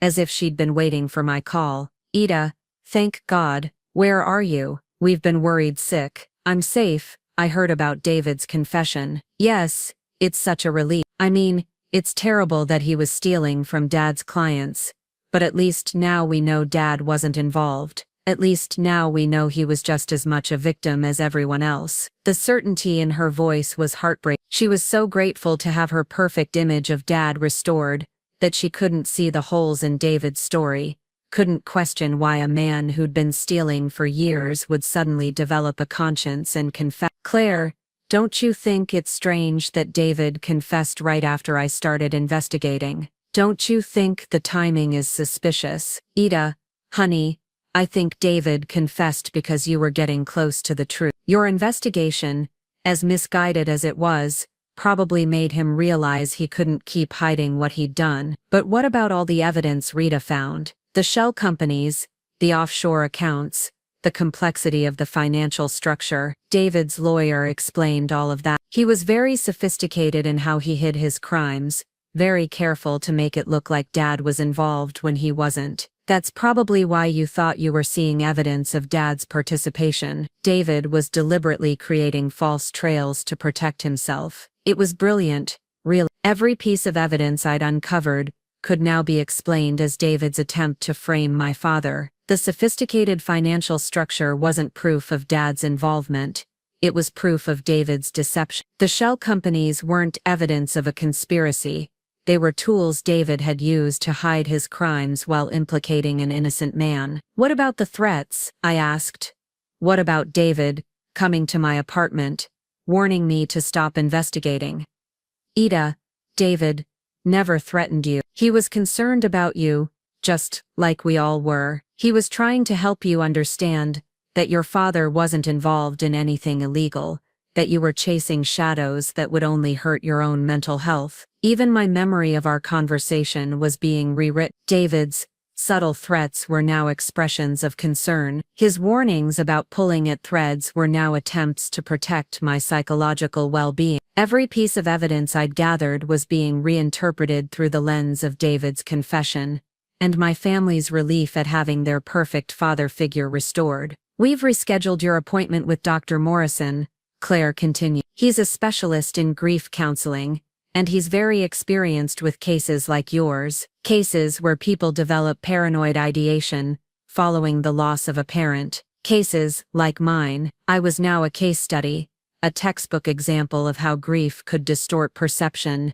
and create elaborate delusion. The appointment wasn't a suggestion anymore. It was an ultimatum dressed up as family concern. I don't need therapy, Claire. I need my family to believe me when I tell them something is wrong. Ida, something was wrong. David was stealing money. But you took that kernel of truth and built an entire conspiracy theory around it. That's not healthy, and it's not something you can fix on your own. The conversation ended the same way all our conversations had ended for weeks, with Claire convinced that I was the problem, and me feeling more isolated than ever. But this time, there was something different in her tone, not just concern or frustration, but relief. She was relieved that David's confession had provided a neat explanation for everything that had happened. Dad was innocent, David was guilty, and I was sick. It was a story everyone could live with except me. That night I made a decision that would have seemed impossible just weeks earlier. I was going to stop fighting. I was going to accept David's version of events, submit to my family's intervention, and try to rebuild the relationships that my paranoid delusions had damaged. Not because I believed David's story, but because I finally understood that the truth was less important to my family than their comfort. They needed Dad to be innocent, needed me to be sick, needed David to be nothing more than a greedy employee who'd taken advantage of their father's trust. Fighting against that narrative would only push them further away, only cement their belief that I was too damaged to see reality clearly. But as I lay in that uncomfortable motel bed, staring at the ceiling and listening to the trucks rumble past on the highway outside, I couldn't shake the feeling that I was surrendering more than just an investigation. I was surrendering my right to ask questions, to demand answers, to insist that the people I loved treat my concerns with respect rather than condescension. David Winters had taken more from me than money. He'd taken my family's faith in my judgment, my confidence in my own perceptions, and my belief that truth mattered more than comfort. He'd turned my siblings against me so completely that they couldn't see the manipulation even when it was pointed out to them. And tomorrow I was going to smile and nod and agree that I'd been delusional, that I needed help, that everything I'd discovered had been the product of a mind too damaged by grief to process reality correctly. But somewhere deep inside, in a place that David's manipulation couldn't reach, I knew better. I knew that confessions could be lies, that evidence could be fabricated, and that sometimes the most dangerous criminals were the ones who knew exactly how to appear sympathetic while destroying the lives of anyone who threatened to expose them. The question was whether that knowledge would be enough to sustain me through what was coming next, or whether David's final victory would be so complete that I'd eventually start believing his version of events myself. The appointment with Dr. Morrison was scheduled for Monday morning at 9 o'clock. Claire picked me up from the motel, her face carefully composed in what I'd come to recognize as her handling Ada expression. She was dressed professionally, as if attending an important business meeting rather than delivering her sister to a mental health intervention. During the drive, she filled the silence with cheerful updates about Emma's school activities and Ted's latest promotion, carefully avoiding any mention of David's confession or my investigation. It was as if the past month had been erased, replaced by the comforting fiction that we were dealing with nothing more serious than a grieving daughter who needed professional guidance to process her loss. Dr. Morrison's office was in a medical complex downtown, all glass and steel and contemporary furniture designed to project calm competence. The waiting room featured abstract art and soft music, the kind of environment where people came to discuss their problems in measured, therapeutic language. Claire insisted on accompanying me into the appointment, positioning herself as my concerned advocate rather than the family member who'd orchestrated my presence there. Morrison was a kind-looking man in his 50s with graying hair and the sort of gentle demeanor that probably made most patients feel immediately comfortable. He spent the first 20 minutes taking a detailed history, asking about my relationship with Dad, my work situation, my social connection. His questions were careful, probing, designed to establish a baseline of my mental state before delving into the specific issues that had brought me to his office. "Your sister tells me you've been having some difficulties since your father's death," he said finally. "Would you like to tell me about that in your own words?" I looked at Claire, who was sitting beside me with an expression of supportive concern, then back at Dr. Morrison. This was my moment of decision. I could tell him the truth about what I'd discovered, about David's manipulation, about my family's refusal to listen to legitimate concerns, or I could give him the version they wanted to hear, the one that cast me as a grief-stricken daughter who'd lost touch with reality. "I've been having trouble accepting my father's death," I said slowly, choosing my words carefully. "I think I've been looking for explanations where none exist, seeing patterns that aren't really there." Dr. Morrison nodded encouragingly. "That's a very common response to loss, especially when the death feels sudden or unexpected. Can you give me some specific examples of these patterns you've been seeing?" I told him about the financial discrepancies, but I framed them as misunderstandings rather than evidence of criminal activity. I mentioned hiring Rita, but I described it as an expensive mistake rather than a legitimate investigation. I even talked about my confrontation with David, but I presented it as an unfair accusation against a man who'd been trying to help our family. With each lie, I felt a piece of myself disappearing, but I also saw the relief in Claire's face, the validation in Dr. Morrison's nods, the sense that I was finally giving them what they needed to hear. "It sounds like you've been carrying a tremendous burden," Dr. Morrison said when I finished. "Grief can manifest in many different ways, and the need to find someone to blame, to make sense of senseless loss, is perfectly natural. I think I've been unfair to my family," I continued, hating myself for the words even as I spoke them. "They've been trying to help me and I've been pushing them away, accusing them of not understanding what I was going through." Claire reached over and squeezed my hand. "We just want you to be okay, Ada. We want you to be able to move forward without being haunted by these conspiracy theories." Dr. Morrison prescribed a mild antidepressant and suggested weekly therapy sessions to help me process my grief in a healthier way. He also recommended that I consider moving out of Dad's house, finding a living situation that wasn't so closely tied to my memories of him. As we left his office, Claire was practically glowing with satisfaction. Her intervention had worked.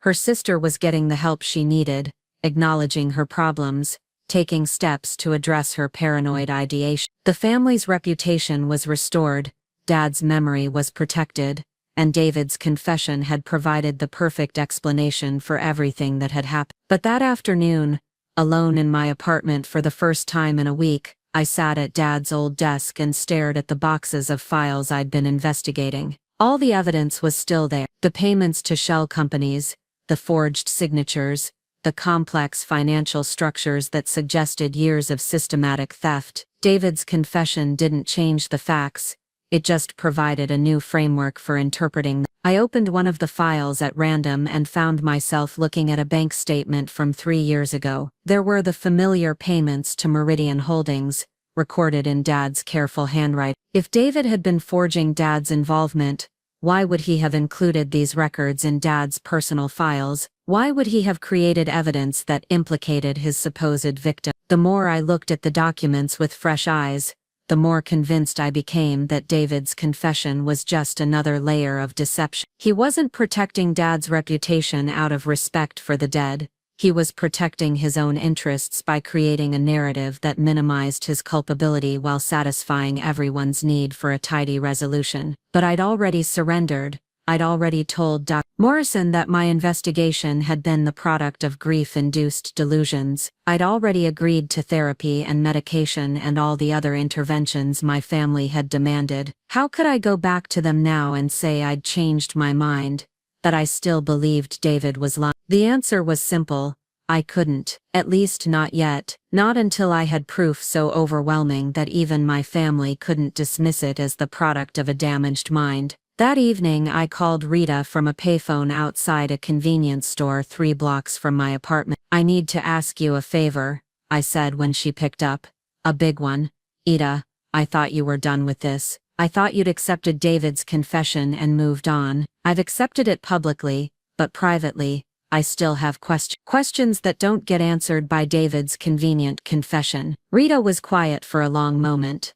What kind of questions? Questions about the timing of Dad's death. Questions about whether someone with David's background would really develop a conscience and confess, or whether he's just found a more sophisticated way to cover his tracks. Ida, David is going to prison.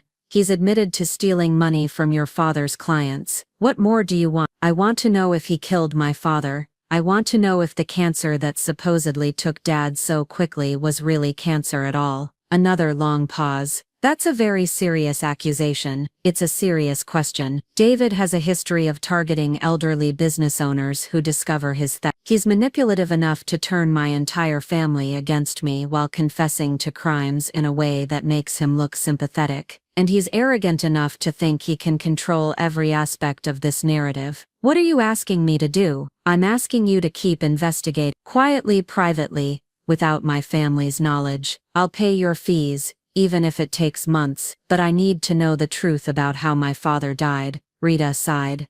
Ida, this is going to be difficult and expensive, and there's a good chance we won't find anything conclusive. Are you prepared for that possibility? I'm prepared for whatever we find, but I can't move on with my life, can't accept David's version of events, until I know for certain that my father's death was natural. All right, but we do this my way, completely underground. If your family finds out you're still investigating, it will undermine everything you've accomplished with Dr. Morrison. After we hung up, I walked back to my apartment, feeling something I hadn't experienced in weeks. Not hope that I would be vindicated, not hope that my family would apologize for doubting me, but hope that the truth, whatever it was, would eventually come to light. David Winters thought he'd won. He thought his confession had closed the book on his crimes while protecting his reputation and destroying mine, but he'd made one crucial mistake. He'd assumed that his manipulation was so complete, his control so absolute, that no one would ever question his carefully constructed narrative. He was about to learn that the daughter he'd dismissed as delusional was far more determined than he'd realized, and that sometimes the most dangerous investigations are the ones conducted in absolute silence, by people who've learned to hide their determination behind a mask of compliance. The game wasn't over, it was just moving into a new phase, one where David wouldn't see the next move coming until it was too late to counter it. 6 weeks into my supposed recovery, I had become the perfect patient. I attended my weekly sessions with Dr. Morrison, where I discussed my progress in processing grief and my growing acceptance of my father's innocence. I took my prescribed medication religiously, reporting to Claire that it was helping me think more clearly and feel less anxious about things I couldn't control. I even started attending a grief support group that met Thursday evenings at the community center, sharing carefully edited stories about learning to let go of the need to find someone to blame for my loss. To everyone watching, Ida Foster was healing. She was moving through the predictable stages of recovery, acknowledging her mistakes, and rebuilding the relationships that her paranoid episode had damaged. Claire had started inviting me to family dinners again. Marcus called every Sunday to check on my progress. Even Miss Chain, my landlord, commented on how much better I seemed, how the haunted look had finally disappeared from my eyes. What they didn't see was the second investigation, the one I conducted in absolute secrecy while maintaining the perfect facade of mental health recovery. Rita and I had developed an elaborate system of communication that left no digital trail and required no face-to-face meetings that might be observed by my family or David's associate. I would leave coded messages in a specific book at the public library, and she would respond by leaving documents in a safety deposit box I'd rented under a false name. It had taken us nearly a month to gather the evidence we needed, but what we discovered exceeded even my darkest suspicions about David's crimes. He hadn't just been stealing money from Dad's client. He'd been operating a sophisticated identity theft ring, using information from Dad's accounting files to open credit cards and bank accounts in clients' names. The shell companies were just the tip of the iceberg. designed to launder money stolen through dozens of different schemes over the course of several years. More disturbing still, we'd found evidence linking David to the suspicious deaths of two other elderly business owners in different states. Both men had died of apparent natural causes shortly after discovering financial irregularities in their businesses. Both had trusted employees who'd subsequently disappeared with significant amounts of money. The pattern was unmistakable once you knew what to look for, but the breakthrough that changed everything came from an unexpected source. Rita had been investigating Dad's medical records, looking for any evidence that his rapid decline might have been artificially induced. What she found was even more damning than we'd hoped. Dad's primary care physician, Dr. Henley, had noted several unusual symptoms in the weeks before Dad's death, symptoms that were consistent with chronic arsenic poisoning but had been attributed to the aggressive progression of his cancer. Dr. Henley had even ordered additional blood tests, suspicious of the pattern he was seeing, but those test results had somehow been lost in the laboratory's computer system. The samples themselves had been destroyed according to routine protocol before the discrepancy was discovered. It was exactly the kind of convenient accident that occurs when someone with access to medical records knows how to manipulate the system. The most chilling discovery was a pharmacy record showing that David had filled a prescription for medication that had supposedly been prescribed for his elderly mother. The prescription was for a compound that contained trace amounts of arsenic, ostensibly for treating a rare skin condition. But David's mother had been dead for 3 years, and the prescribing physician had no record of ever writing such a prescription. Rita had also been investigating David's activities during his supposed confession and imprisonment. While he was publicly accepting responsibility for embezzling money from Dad's clients, he was privately liquidating offshore accounts and transferring funds to new shell companies in countries without extradition treaties. His lawyer wasn't just defending him, he was helping him systematically steal every remaining dollar he could access before beginning what would likely be a very brief prison sentence. The most infuriating part was how perfectly David had calculated every angle of his scheme. His confession had given my family exactly what they needed to maintain their comfortable assumptions about Dad's innocence. His cooperation with authorities had earned him a reduced sentence that would see him released in less than 2 years. His supposed remorse had generated sympathy from former clients who viewed him as a troubled employee rather than a calculating predator.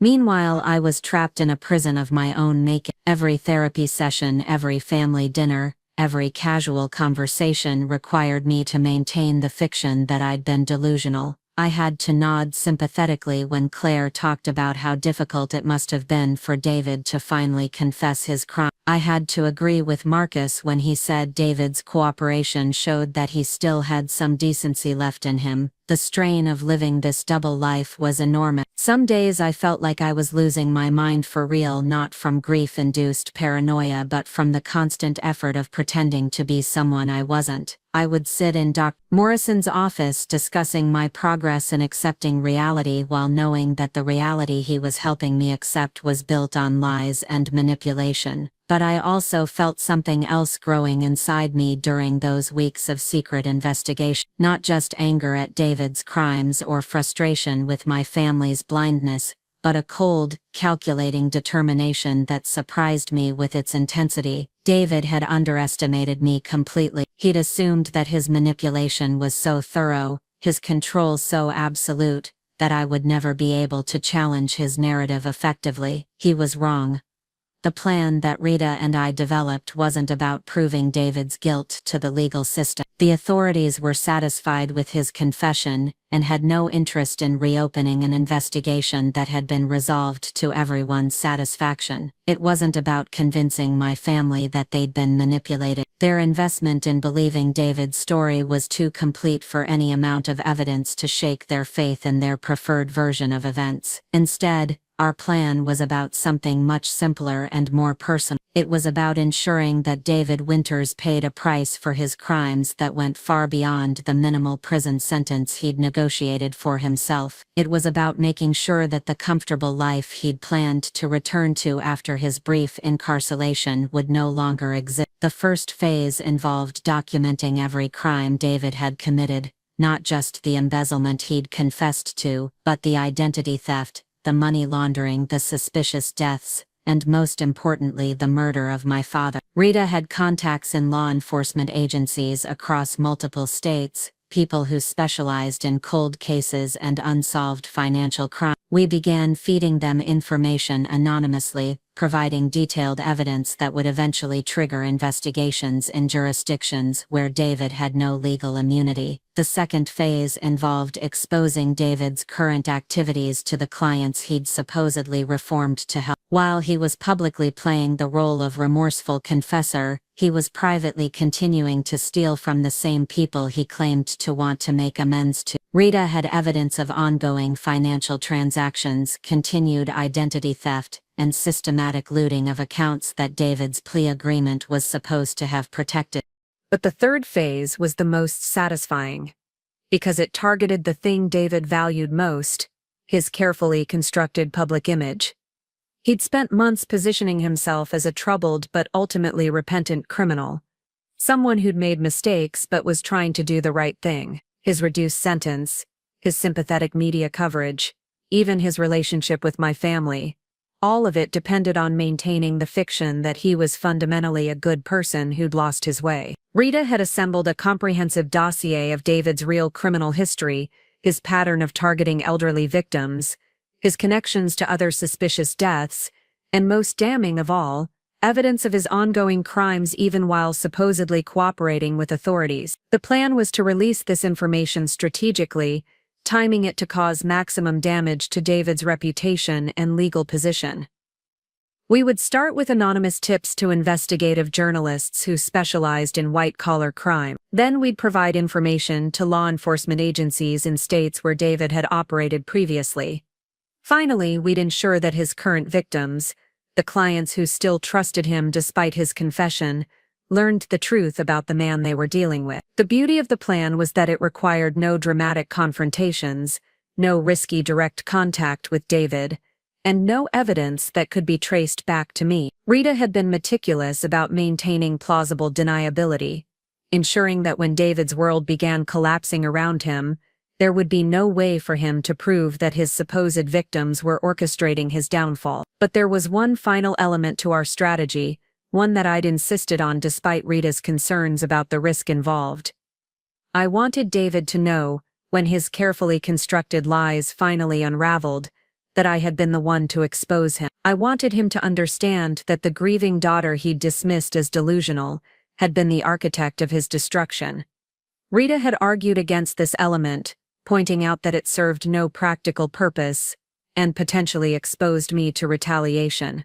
But for me, it wasn't about practicality. It was about justice. David had stolen my father's life, my family's trust, and my own sense of reality. He'd turned the people I loved against me and forced me to live a lie for months while he profited from his crimes. He deserved to know that his victim had refused to stay victimized. The execution of our plan began on a Tuesday morning in late November, exactly 3 months after David's confession. The first anonymous tip went to an investigative reporter at the state newspaper, a woman named Jessica Wu who'd built her career exposing financial crimes that the authorities preferred to ignore. Rita had chosen her carefully, knowing that Wu had both the resources and the tenacity to pursue a complex story even when powerful people wanted it buried. The information we provided Wu included bank records showing David's ongoing theft from client accounts, documentation of his identity theft operations, and evidence linking him to similar crimes in other states. Most importantly, we gave her the medical evidence suggesting that my father had been murdered, along with information about other suspicious deaths connected to David's previous employer. Wu's initial story ran 3 days later, under the headline "Confessed Embezzler Continued Crimes While Cooperating with Authority." It was devastating in its clinical detail, methodically dismantling David's image as a repentant criminal and exposing him as an ongoing predator who'd used his confession as cover for expanded operations. The reaction was immediate and explosive. Clients who'd been prepared to forgive David's initial crimes were outraged to learn they'd continued being victimized, even after his supposed cooperation with authorities. The prosecutor who'd negotiated his plea agreement, faced harsh criticism for failing to monitor his activities adequately. Even the judge who'd accepted his guilty plea issued a statement, expressing concern about the allegations of ongoing criminal behavior, but it was David's reaction that satisfied me most. Within hours of Wu's story being published, he was calling everyone he could think of, desperately trying to identify the source of the leaked information. He contacted his lawyer, demanding to know how confidential details of his case had become public. He even called Claire, asking if she knew anything about who might have access to Dad's business records. Claire called me that evening, her voice tight with confusion and anger. "Ada, have you seen the news about David?" "What news?" I asked, though I'd been refreshing the newspaper's website every few minutes since Wu's story had gone live. "There's a story claiming he's been continuing to steal money even after he confessed. It says he might have been involved in other crimes, even other deaths." "That's terrible," I said, working to keep my voice neutral. "But I'm sure there's an explanation. Newspaper stories aren't always accurate. But what if they are accurate?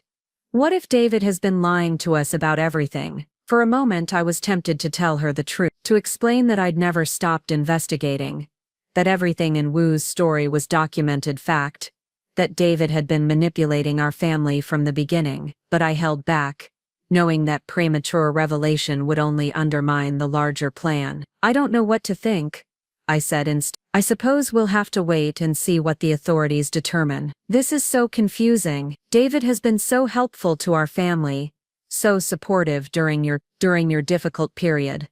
It's hard to believe he could have been deceiving us all along." "Sometimes people aren't who we think they are," I said, and the irony of the statement wasn't lost on me. My family had spent months believing I wasn't who they thought I was, while defending a man who was exactly the opposite of what he appeared to be. The second wave of exposure came a week later, when Wu published a follow-up story focusing specifically on the suspicious deaths connected to David's previous employer. She'd been given access to medical records, police reports, and financial documents that painted a clear picture of a serial killer who used his positions of trust to identify vulnerable victims. The story included extensive details about my father's case, including the missing blood test results and the pharmacy records, showing David's fraudulent prescription. For the first time, the possibility that Dad had been murdered was being discussed publicly, with medical experts explaining how arsenic poisoning could mimic the symptoms of aggressive cancer. This story had an even more dramatic impact than the first. The police departments in 3 different states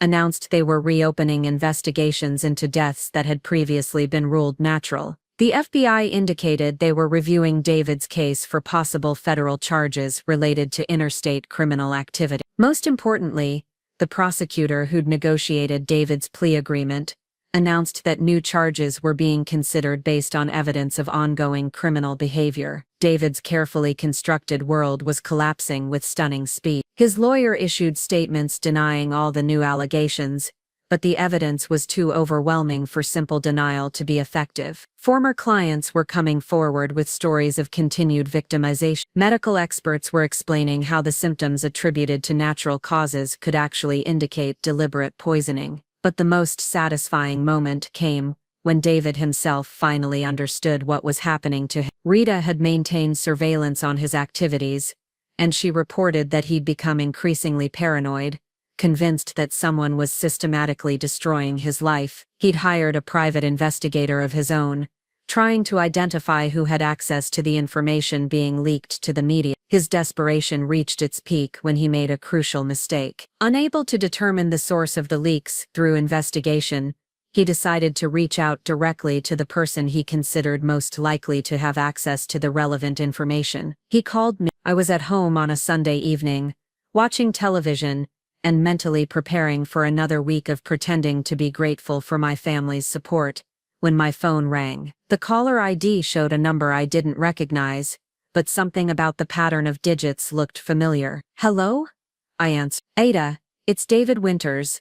I need to talk to you." His voice was different than I remembered, less confident, more strained. The man who'd sat in my living room, making subtle threats just a few months earlier, now sounded desperate and frightened. "David, I'm surprised to hear from you. I thought you were dealing with legal issues." "I am," and that's what I need to talk to you about. Someone has been feeding information to that reporter, Jessica Wu. Information that could only have come from your father's business record. I'm not sure I understand what you're suggesting. I'm suggesting that someone with access to those records has been trying to destroy my reputation and derail my cooperation with authorities. Someone who doesn't want me to be able to move forward with my life after I've paid for my mistake. The audacity was breathtaking. Even now, facing exposure of his real crimes, David was trying to position himself as the victim. He was actually calling me, the daughter of the man he'd murdered, to complain that someone was being unfair to him. David,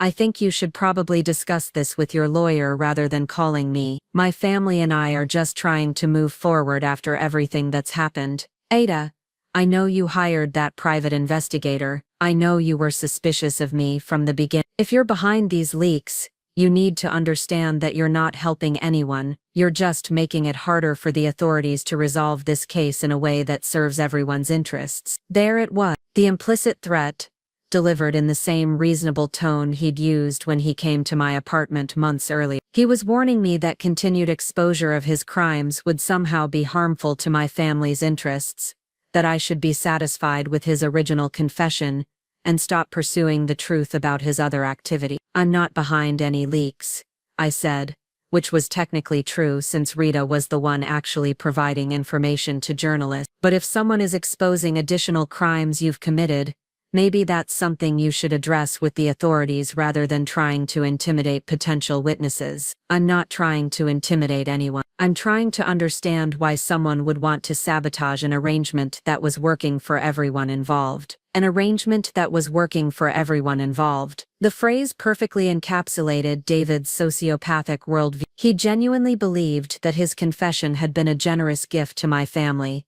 allowing us to maintain our illusions about Dad's innocence, while he served a minimal sentence for his crime. The idea that his victims might want actual justice rather than convenient closure was apparently incomprehensible to him. I think this conversation is over, David. If you contact me again, I'll be reporting it to the police. Ada, wait, I think you need to understand something about your father's involvement in our business arrangements. There are things you don't know, things that might change how you feel about pursuing this investigation. The desperation in his voice was unmistakable now. He was threatening to expose Dad's supposed complicity in his crimes, trying to use my love for my father as leverage to stop the exposure of his real activities. My father is dead, Dave. Whatever you think you can threaten me with regarding his reputation doesn't matter to me as much as ensuring that his killer faces justice. The silence that followed was long enough that I thought he might have hung up. When he finally spoke, his voice had changed completely. Gone was any pretense of reasonableness or concern. What remained was cold rage and barely controlled panic. You have no idea what you're playing with, Ada. No idea what kind of forces you've set in motion. This isn't going to end the way you think it is. Actually, David, I think it's going to end exactly the way I think it is. You're going to prison for a very long time for all of your crimes, not just the ones you confessed to. The people you've hurt are going to get justice, and the people you've manipulated are going to learn the truth about who you really are. We'll see about that. The line went dead, and I sat in my living room, holding the phone, finally feeling something I hadn't experienced in months. Not just satisfaction or vindication, but genuine peace. David Winters had revealed himself completely in that conversation, dropping any pretense of being a reformed criminal, and showing the calculating predator he'd always been. But more importantly, he now knew that I had been the architect of his downfall. He understood that the grieving daughter he'd dismissed as delusional had been systematically destroying his life while maintaining the perfect facade of mental health recovery. He realized that every therapy session I'd attended,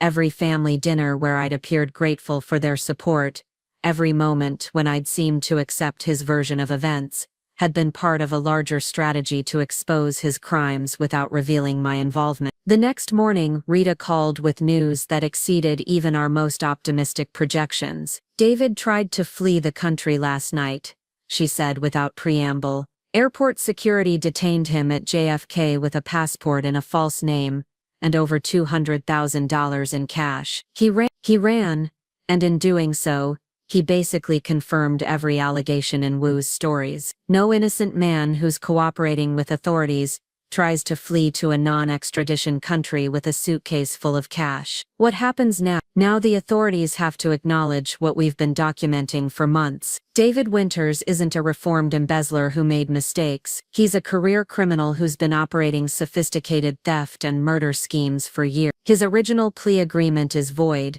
His confession is exposed as a strategic lie, and every agency that bought into his manipulation is going to have to explain how they were fooled so completely. As Rita provided more details about David's arrest and the evidence that had been seized from his hotel room, I felt a sense of closure that had been missing from my life since Dad's death. Not just closure about David's crimes, but closure about my own role in exposing them. I'd spent months feeling like a powerless victim, dismissed by my family and manipulated by a criminal who thought he could control every aspect of the narrative surrounding his crimes. But I'd refused to stay powerless. I'd refused to accept David's version of events, even when accepting it would have been easier and more comfortable for everyone involved. The daughter who'd been labeled delusional had systematically gathered evidence, built relationships with law enforcement professionals, and orchestrated the exposure of crimes that the authorities had been content to ignore. The woman who'd been forced into therapy for her paranoid ideation had been the only person brave enough to pursue justice when everyone else was satisfied with convenient lies. David Winters had underestimated me completely. He'd assumed that his manipulation was so sophisticated, his control so absolute, that I would never be able to challenge his carefully constructed narrative. He'd been wrong about everything, except one crucial detail. I really had been seeing an imaginary friend, someone who existed only in my mind, someone no one else could see or understand. That friend was the version of myself who refused to be silenced, who insisted on asking difficult questions even when no one wanted to hear the answers. And now, finally, my family was about to meet her. The family meeting was called for the following Thursday. Claire's voice on the phone was different this time, stripped of the patronizing concern that had characterized our conversations for months. She sounded confused, uncertain, maybe even a little frightened. The comfortable narrative that had sustained them through David's confession was crumbling, and they needed answers. I arrived at Claire's house to find the entire family assembled in her living room. Marcus had driven up from Philadelphia again, but this time he wasn't carrying intervention pamphlets or therapy recommendations. Ted sat quietly in the corner, clearly uncomfortable with being included in what was obviously going to be a difficult conversation. Even Emma had been sent to her room, a sign that the adults needed privacy for topics too serious for young ears. Ida, Claire began carefully, we need to talk about what's been happening with Dave. I took my usual seat on the couch, the same spot where I'd sat months earlier while they'd discussed my mental state and planned my therapeutic intervention. But now the power dynamic had shifted completely, and we all knew it. His arrest has been all over the news, Marcus. The allegations about ongoing crimes, about other victims, about, he paused, struggling with the words, about Dad possibly being murdered. It's very disturbing, I agreed, maintaining the same measured tone I'd perfected in Dr. Morrison's office. I can't imagine how difficult this must be for all of you. Claire leaned forward, studying my face intently. Ida, I need to ask you something directly. Did you know about any of this? Did you have information about David's other crimes when you were investigating him before? The moment of truth had arrived. I could continue the charade, pretend that I was as shocked as they were by the revelations about David's criminal history, or I could finally tell them exactly what I'd discovered and how I'd discovered it. Yes, I said simply, I knew about most of. The silence that followed was deafening. Claire's face went through a series of expressions, confusion, realization, and something that might have been shame. You knew, Marcus repeated slowly, you knew about the identity theft, the money laundering, the other victim. Rita and I uncovered evidence of all of it during our initial investigation. The confession David made was just a small fraction of his actual crimes. Rita, Claire said, your private investigator, the one we thought was feeding into your delusion. Rita Blackwood is one of the most respected financial investigators in the state. Everything she found was documented, verified, and legally admissible. The only reason it took so long to become public was that David's confession satisfied the authorities enough that they weren't interested in digging deeper. Marcus ran his hands through his hair, a gesture I remembered from childhood when he was trying to process information that challenged his worldview. So when we were arranging therapy appointments and talking about intervention, I was gathering evidence that David Winters had murdered our father and was continuing to steal from his clients, even while supposedly cooperating with authorities. The words hung in the air like an accusation, which I suppose they were. Not just an accusation against David, but against my family for choosing comfortable lies over uncomfortable truths. Why didn't you tell us? Claire's voice was barely above a whisper. Why did you let us think you were having a breakdown? Because every time I tried to tell you what I was discovering, you dismissed it as grief-induced paranoia. You were so invested in maintaining your perfect image of Dad, that you couldn't consider the possibility that something was seriously wrong. But we were trying to protect you, Ted said, speaking for the first time since I'd arrived. We thought you were hurting yourself by chasing these conspiracy theories. You were trying to protect yourselves, I correct. You didn't want to face the possibility that Dad might have been involved in criminal activity, so you convinced yourselves that I was the problem. Claire stood up abruptly and walked to the window, staring out at her perfectly manicured lawn. David called me last week, she said without turning around. He was asking questions about who might have access to Dad's business records. He seemed desperate. He called me too. He was trying to figure out who was exposing his crimes, and how to stop them. Were you, Marcus asked, were you the one providing information to that reporter? Rita and I provided evidence to several journalists and law enforcement agencies. David's arrest was the result of a comprehensive investigation that documented years of criminal activity. Claire turned back from the window and I could see tears in her eyes. So while we were worried about your mental health, you were actually solving Dad's murder. I was trying to get justice for Dad and his client. The mental health concerns were a convenient way for David to discredit my investigation and turn you against me. He manipulated us, Marcus said, the realization hitting him with visible force. He made us think you were the threat when he was the one. He made you think I was delusional so you'd dismiss anything I tried to tell you about his crimes. It's a common tactic among sophisticated criminals. Isolate potential witnesses by convincing their support systems that they're unreliable. The room fell quiet again as my family processed the full scope of what had happened. They'd spent months worried about my mental state while I'd been methodically exposing the man who'd killed their father. They'd arranged interventions and therapy sessions, while I'd been gathering evidence that would send David to prison for the rest of his life. I owe you an apology, Claire said finally. We all do. We should have listened to you from the beginning. You should have trusted me, I replied. You should have given me the benefit of the doubt instead of assuming I was too damaged by grief to see reality clearly. How do we fix this? Marcus asked. How do we rebuild the trust we destroyed? I looked around the room at my family,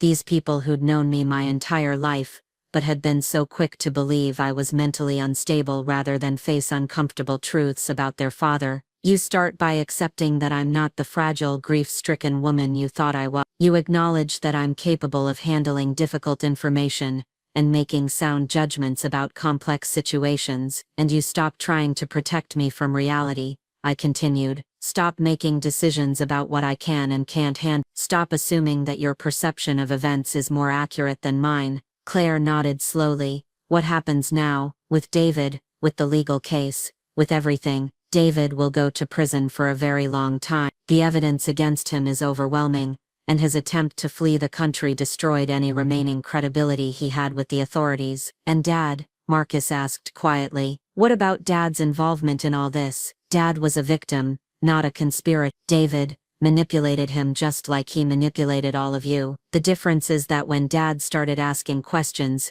David killed him. The finality of those words seemed to settle something for all of Dad's reputation was restored, not through willful blindness to evidence of wrongdoing, but through careful investigation that separated fact from fiction. There's something else you need to understand, I said as I prepared to leave. I didn't expose David's crimes to prove that I was right and you were wrong. I did it because justice mattered more than family harmony. As I drove home that evening, I felt a sense of peace that had been missing from my life for nearly a year. Not just because David's crimes had been exposed or because my family finally understood what had really happened, but because I'd proven something important to myself. I'd learned that I could trust my own perceptions, even when everyone around me insisted they were wrong. I'd discovered that I could pursue truth, even when it was uncomfortable and inconvenient for the people I loved, and I'd found the strength to maintain my integrity, even when it would have been easier to accept comfortable lies. My family had whispered about my imaginary friend, the invisible companion, who saw things they couldn't see, and knew things they didn't want to know. They'd been right about one thing: she was imaginary in the sense that she existed only in my mind, invisible to everyone else. But she was also the strongest, most determined version of myself, the part of me that refused to be silenced, or dismissed, or convinced that my perceptions were unreliable, the part that insisted on asking difficult questions, even when no one wanted to hear the answer. David Winters had underestimated her completely. My family had tried to medicate her away, but she'd been there all along, gathering evidence, building cases, and ensuring that truth ultimately prevailed over convenience. Now they'd finally met her, and they understood that she wasn't imaginary at all. She was just the version of Ada Foster who refused to let criminals control the narrative of her own life. Up next, you've got 2 more standout stories right on your screen. If this one hit the mark, you won't want to pass these up. Just click and check them out.